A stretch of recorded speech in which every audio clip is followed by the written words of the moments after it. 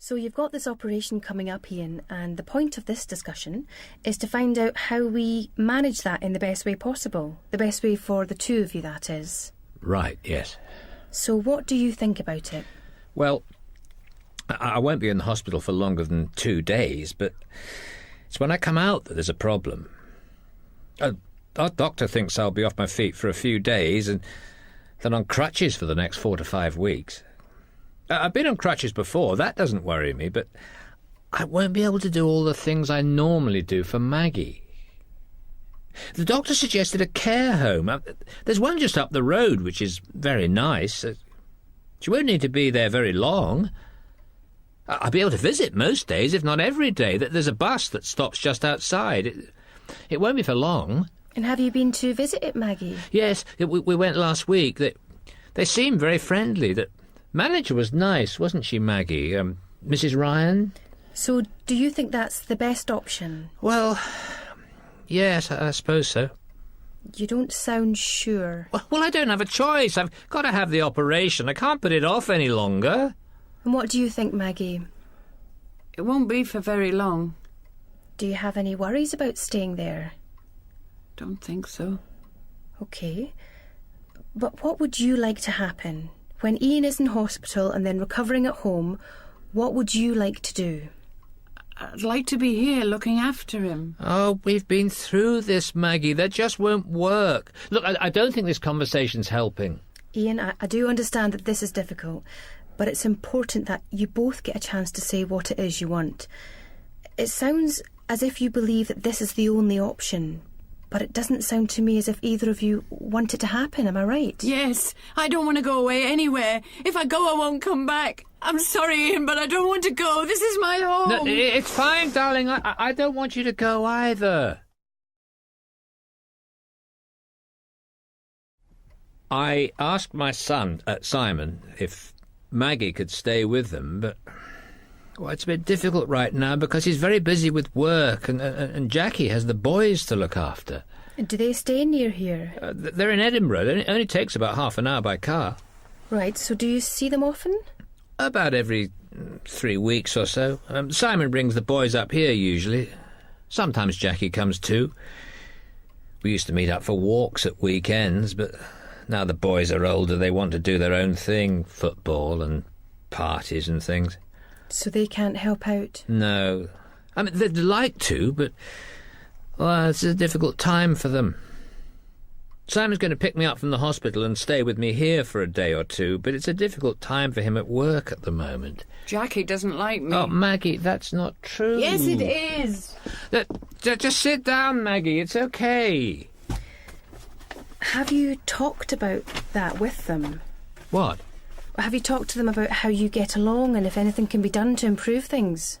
No, I don't know what the problem is. Here's a photo of the boys. Oh, let's see. Well, what's the harm in talking to Simon and Jackie to find out what the problem is? What do you think about that? I mean, I could help you if you like. That's nice. I don't know. It might just cause more trouble. Well, you don't have to make a decision about it right now. Just have a think about it. Now, Maggie, you said that you'd like to stay here and help look after Iain when he comes out of hospital. Yes, I would. OK.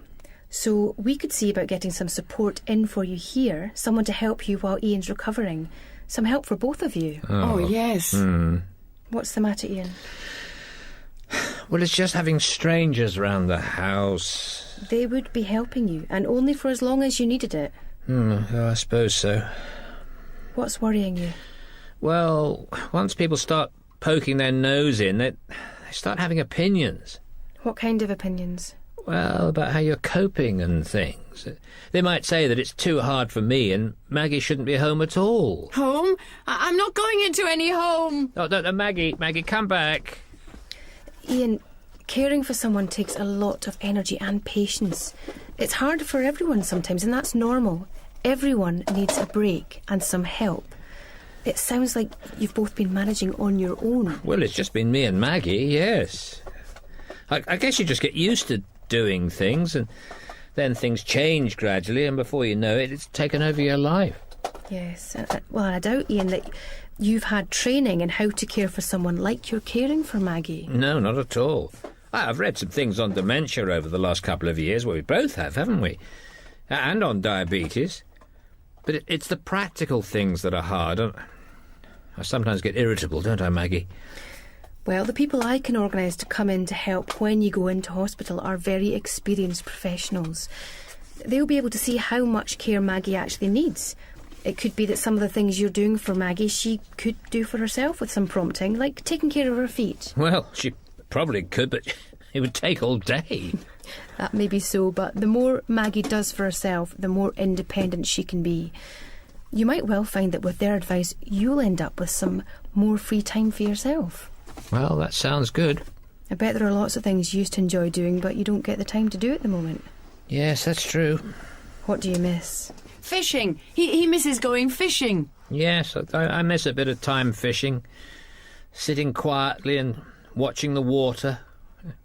Never used to catch much. It's the quiet and the water I miss. And Charlie. Yes, Charlie. Though we never talked much, we just sit side by side. When was the last time you went fishing? Oh, about a year ago. Maggie doesn't like being left on her own. Don't you like fishing, Maggie? She's like an elephant. Frightens everything away. All that singing and chatting. I'm not good near fish. Well, maybe there's something you'd like to do when Ian's fishing. OK, so you both want Maggie to stay here when you're in hospital, Ian, and afterwards when you're recovering. So first of all, we need to make sure that happens. But can you do that? Yes, of course. It just takes a bit of determination. We need to look at what support you need at home to cover that. There are lots of things we can do. There are lots of services. This is also an opportunity to make things a bit easier for both of you in the longer term, doing more of the things that you like doing and seeing more of your friends. I can't tell you how relieved I am.